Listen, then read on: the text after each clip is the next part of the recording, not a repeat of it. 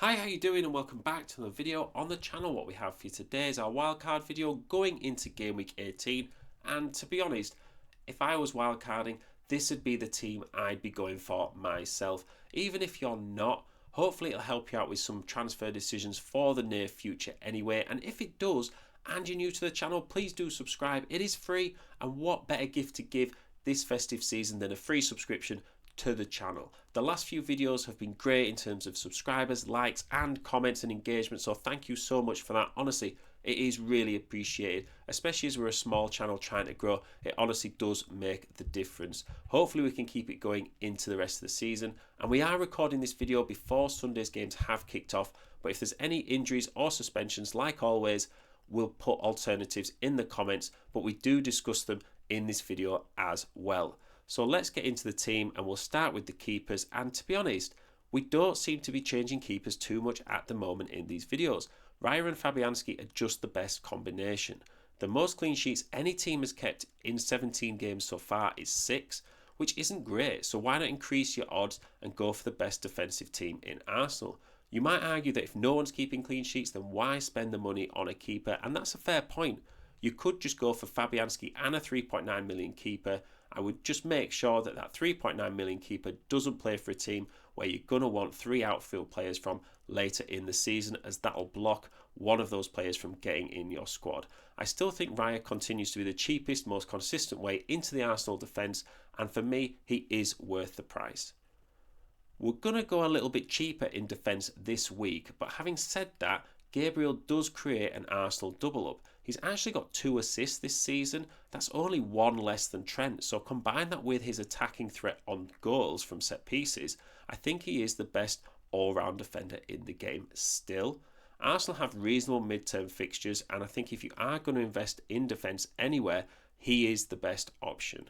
It may be no surprise to see Anthony Robinson in this team, although you'll probably be benching him this week away at Chelsea. After that, he has Bournemouth, Ipswich, West Ham and Leicester, combined with the fact that he ranks 5th in assists out of all FPL players in the game. It makes him a continued great choice. We're actually going to go for the cheapest way into the Liverpool defence in this team. Joe Gomez is great for the short term at least, with no timetable for Konate's return from injury. He started the last 3 games and has Leicester, West Ham, Forest, Brentford, Ipswich, Bournemouth and Wolves in the next 8. I think he's a fantastic low risk option. One surprise in defence might be Lacroix from Palace. Having a Palace defender in here after just conceding 5 goals to Arsenal might not look like the best decision, but before that they'd only lost 1 of the previous 8. He's actually started every game this season and played 90 minutes in all, plus they have Bournemouth, Southampton, Leicester, West Ham and Brentford in the next 6. Lewis Hall rounds out the defence, and although Newcastle have mixed fixtures, they are on form, and Lewis Hall actually ranks 3rd out of all defenders for bonus point system points. So what that is whenever a player does something positive for the team, they'll get points for the bonus point system, and at the end of the game, that's what calculates who gets bonus points within the match. So out of all defenders, he's currently ranking 3rd, which just goes to show that he's doing a lot of positive things for Newcastle so far this season. Into midfield we go, and it's not groundbreaking to be honest, but it doesn't need to be. Salah and Palmer are the highest owned players in the game, but still over 1/3 of managers don't own either, and even more won't own both. So therefore, by having both players, there's an increased differential right there against managers who only own one. Enzo and Ahmad are 2 of the most popular players right now in the game, and both remain a great low risk price, where if you had to bench one of them, you're not going to be left feeling too bad. Ahmad has 7 returns in his last 7, and more importantly, he's also played 90 minutes in 6 of those. He has great attacking fixtures in Wolves, Southampton and Brighton in the next 5, and 2 of those teams are actually at home, which just goes even better for making him an option in this squad. Enzo has the best fixtures up until game week 22, and he also has 7 returns in his last 7. It's not too late to get on either. I think sometimes people think, oh, they've scored the points, they're not going to continue, or they've gone up in price, so it's going to be more expensive. If you'd have got them in at the price they are now, go for it. We always say only if you're priced out of getting a player should that put you off. And likewise for the fixtures, I think if they've both got good attacking fixtures, they're probably both going to continue scoring points. I wouldn't read too much into the small sample size so far. I would just jump on that wave and get the points whilst you can. Rounding out the midfield is Bruno Fernandes. Now, a little Man United overkill, you might think, but for me, it's important to view him and Ahmad as separate entities. In his own right, he has 9 attacking returns in his last 9 games. He's on pens, and he seems to be playing further forward more consistently. I think he's a super underrated pick right now, but if you didn't want him as another Man United player, I think the next best midfielder could be James Maddison, who, although is struggling for consistent minutes, has still got 12 returns in his last 16 games and ranks 7th overall in midfielders for expected goals and assists in the season so far.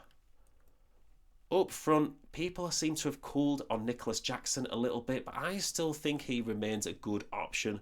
Chelsea's fixtures haven't gotten any worse, and a bit like Bruno and Ahmad, you have to view the Chelsea players as separate assets.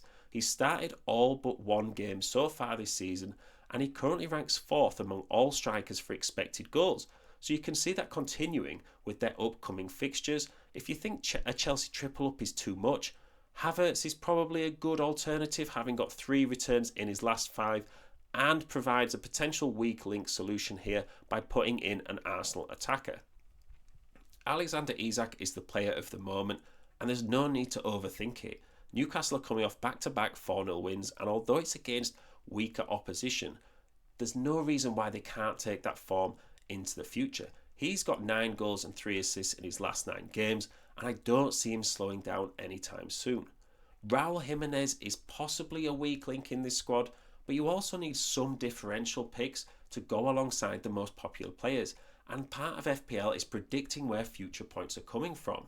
Although he's considered a bit of a minutes risk, he's actually started 12 of the last 13 games with 7 attacking returns during that time. So returning 1 goal or assist in every 2 games is great for a 5.5 million striker. Someone that cheap enables you to get in more expensive players who you might think might get greater attacking returns in a short space of time. But Raul Jimenez has shown that he can also just keep points ticking along as and when you need them throughout the season so far, and we've talked about how great Fulham's fixtures are as well.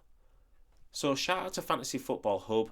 Their team rater tool rated his team at 96%, which is probably the highest rated team squad we've had so far this season.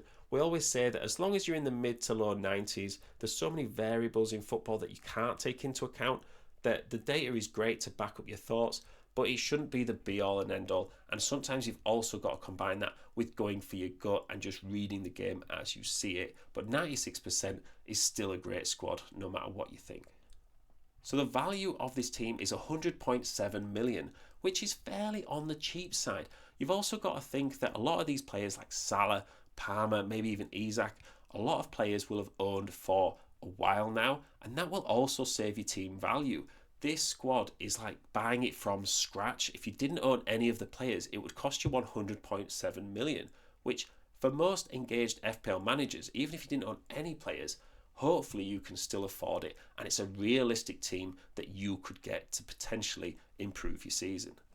So when I'm looking at this team and I'm thinking about certain strengths that it's got good bench depth. You know, at this time of the season where players sometimes just get dropped for no reason, you know, you could really do with having some good options on the bench. You know, sometimes on Boxing Day, players have an away game and they just don't get selected in the squad. They get left at home for whatever reason. And it's good to have some players on your bench that can come in and you know they can contribute. And the team also has good balance. And what I mean by that is that I look at the keepers, defence, midfielders, strikers, and I don't really see any weak points there. You know, if you were to pick one area of the team in particular, you'd probably go with the defence. But for me, that's where the point spread is so small. You know, there's not really any defenders that are consistently running away with point scoring this season. The point spread is a lot smaller compared to other positions. So I think if you were going to save money anywhere, as we've said before, it should be on defence. But I think as a squad, it's got pretty good balance between big hitters, you know, some cheaper players and some more consistent assets who return throughout the season. So the weaknesses for me is that there's no Arsenal attackers. Now, we did talk about Havertz possibly coming in up front. I think swapping Bruno to Odegaard is also an option if you did want to have an attacker from Arsenal in your squad to go with their fixtures moving forward. But for me, I think the defence is where you want to get Arsenal the most, just because Arsenal's defence compared to others, apart from Liverpool, is just looking better at the moment. And by having a bit of a deeper bench, it does also create some benching headaches. But I think if that's the biggest problem in your team, you must be doing all right. Sometimes you're going to make the wrong decision with a bench player, but a lot of times as well, you might need them to come off the bench and score points. And it does also mean that by having some players on the bench, you can rotate the fixtures as well. And it allows you to save some free transfers to almost have a mini wildcard in a few game weeks' time. So that's the team. Let me know what you think. Also, let me know if there's any players that you think shouldn't be anywhere near this team and I've included, or if I've missed any players out and you think they're a real hidden gem moving forward for the rest of the season. Likewise, if you've got any transfer questions of your own team, pop them in the comments. It is always great to chat FPL. Thank you so much for listening. Hopefully you have a great Christmas if you're celebrating Christmas, or just a great break in general if you're able to get any time off, and you're having a good game week 17, and I will see you in the next one.